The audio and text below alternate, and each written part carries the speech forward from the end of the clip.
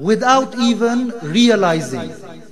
Also know that as Sayyidina Ali radiyallahu an, he said knowledge, it's better than money. Why? Because money, once you acquired it, you have to look after it.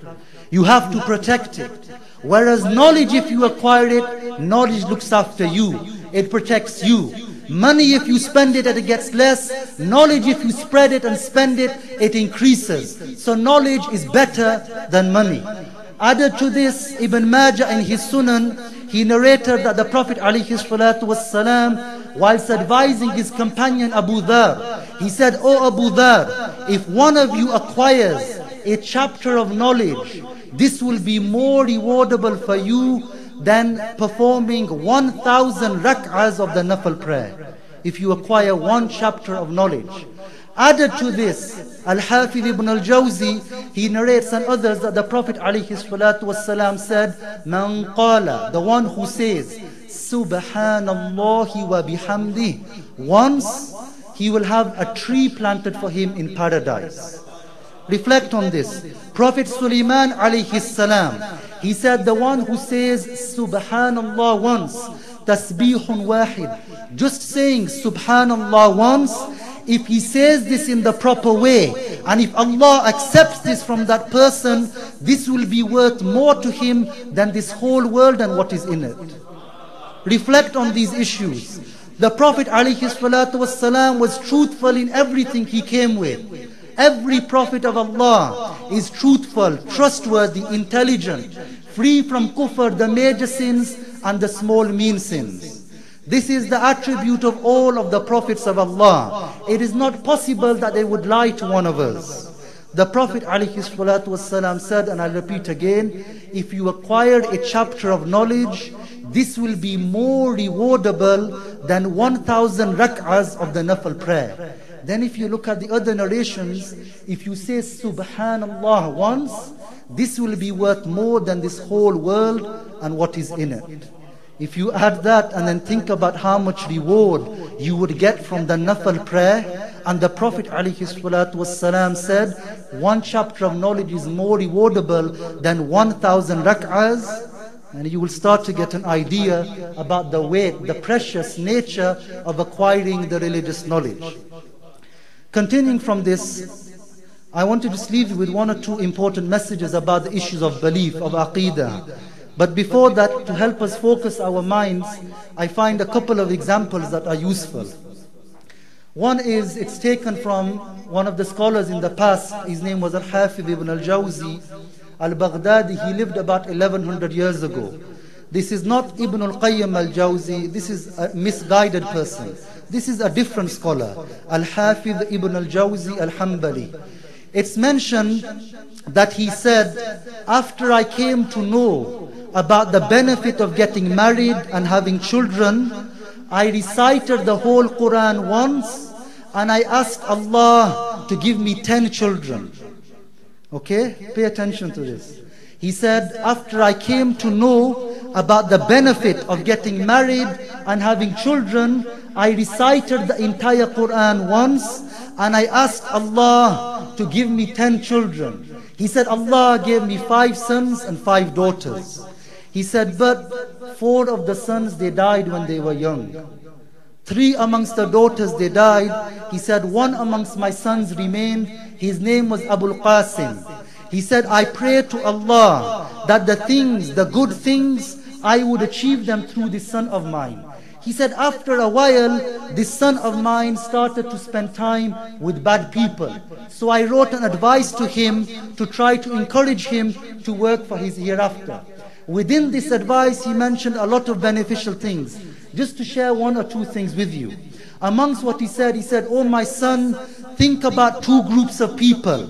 The kings and the rulers and the poor people. He said the kings and the rulers, they had enjoyments.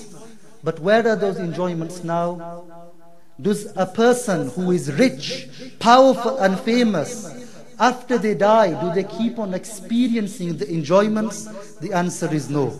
He said, then think about the poor people, those who stick to following the rules of the religion even when they face difficulties. He said the difficulties that they faced Where are they now? He said they don't experience them anymore. They are now in their graves experiencing enjoyment after enjoyment. If you think about this issue, you will start to reflect upon a couple of beneficial things. Amongst them, I say to people, does anybody know the name of the king of this country before Elizabeth? It's not important, you don't need to know. But to think about something. This man, and I'll tell you his name just because I don't want you to go search it. It's not important. But to think about something. His name was George VI. He died only 50 years ago. He ruled this country for 20 years. In my experience, whether you ask Muslim or non-Muslim, black or white, nobody even knows his name. To think that a short time period passes after a person who was so rich, powerful and famous, he dies and people don't even know his name. Added to that, how many people know the name of their great-grandfather? Like their pardada or pardadi, their great-grandfather or great-grandmother. Most people, if you ask them, they do not even know the name of their great-grandfather and great-grandmother. To reflect, each and every one of us will die very soon. A short time will pass upon us and we will be long and forgotten. People will not even know our names. So the intelligent person, he looks at himself now. If he finds something wrong, he seeks to correct it. He seeks to correct it. Because also know that Allah revealed in Al-Quran, in Surah Al-Kahf, in the 103rd ayah, He said, قُلْ هَلْ نُنَبِّئُكُمْ بِالْأَخْسَرِينَ أَعْمَالًا. Do you want to know who are the biggest of losers? Think about this question. Allah has mentioned this in Al-Quran. Say, O Muhammad alayhi salatu wassalam, tell the people, do you want to know who are the biggest of losers? Then in the following parts that are mentioned, the following ayahs, it answers this question. الَّذِينَ ضَلَّ سَعْيُهُمْ فِي الْحَيَاةِ الدُّنْيَا وَهُمْ يَحْسَبُونَ أَنَّهُمْ يُحْسِنُونَ صُنْعًا. The biggest of losers are those people in this life who think they're on the correct path whilst they are not. They think they are guided whilst they are misguided. To reflect on this issue, think about a Hindu, an idol worshipper. Does a Hindu think that I am doing kufr when he worships the idol? The answer is no. He thinks I'm doing something good. Does a Christian or a Jew think about themselves they are kafirs? The answer is no. They think about themselves that they are mu'mineen and mu'minat, believers. Yet we know they are not. Just thinking you're on the correct path, thinking you are doing good things, this by itself is not enough. This by itself is not enough. Okay, there has to be something more than that. Inshallah ta'ala, at another time I'll expand on this to get on to mention a few important issues of belief that many people, they are ignorant about. Yet it is an issue upon which there is no difference in opinion amongst Ahlul Sunnah wal Jama'ah. They are those people who truly follow the Prophet alayhi salatu wassalam. Truly the ones who will be admitted into paradise in the hereafter. Just as the Prophet alayhi salatu wassalam mentioned about them in the hadith narrated by At-Tirmidhi. Alaykum bil jama'ah.